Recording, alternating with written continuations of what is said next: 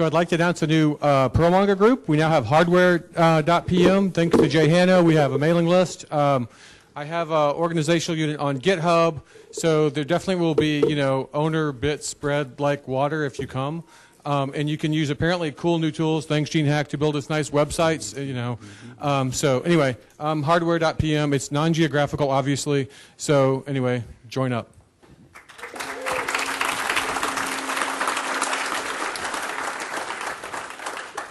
Okay, well, I'm doing this talk all wrong. First of all, I want to say it's my first YAPC. It's been very nice. I hope to come on back. And it's really been great.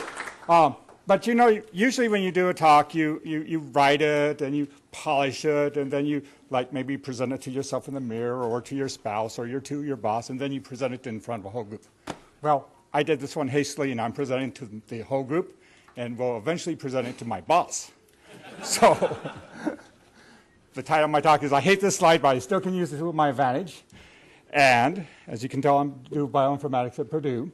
Now, the slide I'm talking about is this slide here, which unfortunately, so I go to a lot of biological talks and people with biology, and went to a couple of weeks ago, and each time they brought up this damn slide, and I hate it. And even today, somebody brought up this slide. It was pretty bad. So why do I hate this slide? Well, it's not because of the data. It's because of the way it's put together.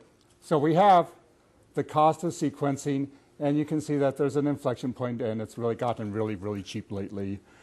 And everybody says, oh, well, that's comparable to Moore's Law. Moore's Law is not doing a very good job there, and the idea is, I guess, that the cost of sequencing is so bad that it's not keeping up with, Moore's Law is not keeping up with it. But what is Moore's Law? We all know Moore's Law is just simply a number of transistors per, whatever you put on the chip. It doubles every 2 years or something like that. It has nothing to do with cost, nothing at all. So, the cost of doing computing doesn't necessarily follow Moore's Law. The cost of a chip is just does not have to do anything with the total cost of sequencing.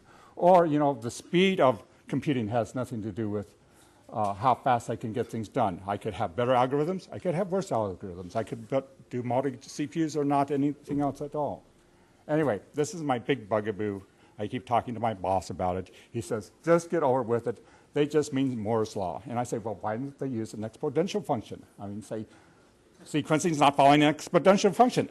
But you go into a biology group, and somebody puts up the slide, and they say, it's not following Moore's Law. And everybody looks around to each other and says, oh, yeah, I've heard of Moore's Law before. It must mean something. Okay, so I've resigned myself to go with the flow and use Moore's Law to my advantage, I hope. So, my first slide. Okay, the inverse of my salary. So this is my salary. I've been working at the genomics facility for about as long as the slide has been going on, which has been over 10 years. And plotting the, what my salary looks like, it hasn't been very good. It's not following Moore's Law. Well, if we're going to follow Moore's Law, make my salary follow Moore's Law. And, in the meantime, the amount of work I'm doing, how much data processing I get done every week is, well, I'm not quite following what the DNA sequencers are doing at the moment, but I'm doing a pretty good job. And then I can go and say, well, what's my value to Purdue off of this? How much they're paying me versus how much I'm working. My value's pretty damn good. So I come up with this QRMA asset because my boss has been lately saying, get this stuff done faster, get this done faster. Well, I'm saying, well, I'm going to use the red line now and say, quit writing my ass. I'm doing a good job here.